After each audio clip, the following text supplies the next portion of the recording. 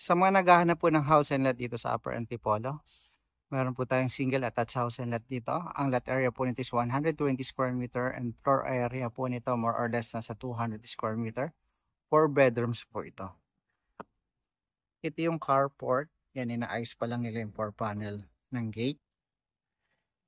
Pedestrian gate. Meron ka ditong box garden. Yan, sige. At ito yung carport ng house and lot. At dito sa side na to, meron ka ditong front yard garden. Ang ganda niya, no? Tapos, bago tayo pumunta dun sa loob ng house and lot, guys, ito yung left easement ng house and lot po. Ito po yung papunta sa inyong utility area. Tapos yung taas nito, balcony po yan. Paikot dito. Dalawang ang access po niyan. Pwede po dun sa family area at pwede dito sa master bedroom. And pagpasok mo dito, guys, ito yung living area nyo. May cove light, may modern light. Tapos meron ka na dito inverter aircon, 2 panel glass window. Mula dyan, mag-view mo yung front yard garden. Dito, may vertical slot ka dito, guys. Wood yung ginamit nila. Partition mo dito sa inyong living area. Saka dito sa space na ito. Ito yung staircase going up to second floor. Ikutin ko lang ito. Ito yung inyong magiging dining area. Meron siyang 2 panel glass dito. Papunta sa inyong left easement. Ito yung papunta sa 1 carport. At utility area dyan sa side na yun. Siyempre, ito yung dining area.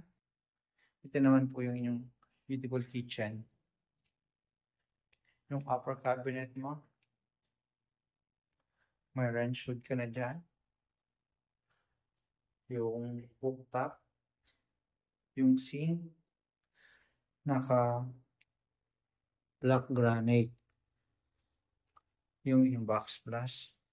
Yung countertop nyo. Meron ka ditong breakfast nook. Ito yung drawer and cabinet. Nakita na natin tong living area, dining and kitchen. Dito naman po tayo. Itong side na to, isa sa mga room, pwedeng pang elderly room din ito. Meron pang cabinet saka aircon. At ito naman, guys, yung pantry.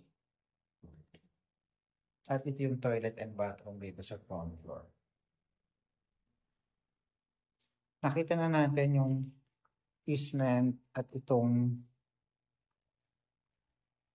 ground floor. Ito naman po yung steps natin o hagdanan papunta sa second floor. Stainless po yung handle dito. Tapos naka-tempered glass. Yan. Ito na po yung inyong family area. May modern height. Tapos may pang 2 panel doon. Na isang sliding glass door papunta sa inyong balcony. Ito yung master bedroom. Ito yung bedroom 1 and 2. Pero bago tayo pumunta doon, silipin muna natin ito. Ito yung balcony dito sa right side. Pero continue po yan papunta po doon sa front ng house and lot ninyo. Yung balcony na yan.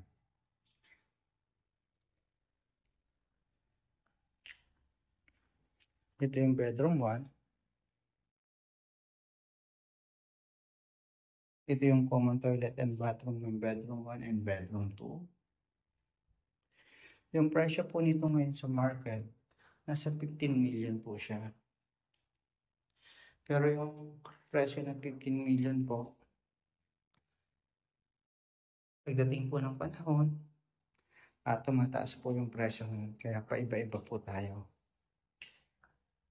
Depende po sa market value po dito po sa subdivisions.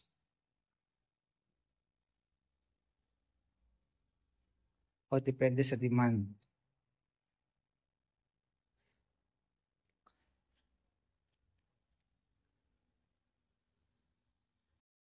Ito yung shower. Malangkat yung jacuzzi o bathtub. Yung toilet mo dito. Yung sink. Foxy po yung brand. Tapos naka-black matte ito. Naka-full tiles. 60x60 yung ginamit niya ng tiles. Ito yung sa closet mo.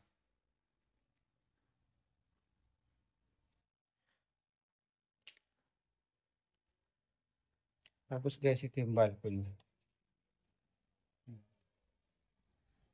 Mula pala dito, may view ka pala dito. Sa side na yan. Tapos yung balcony yan, hanggang dun po sa dulo.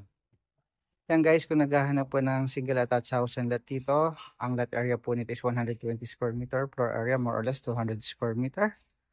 Ang current selling price po ngayon is 15 million. 4 bedrooms po ito. Yan. Thank you and God bless po. Salamat po sa laging panonood ng aking video.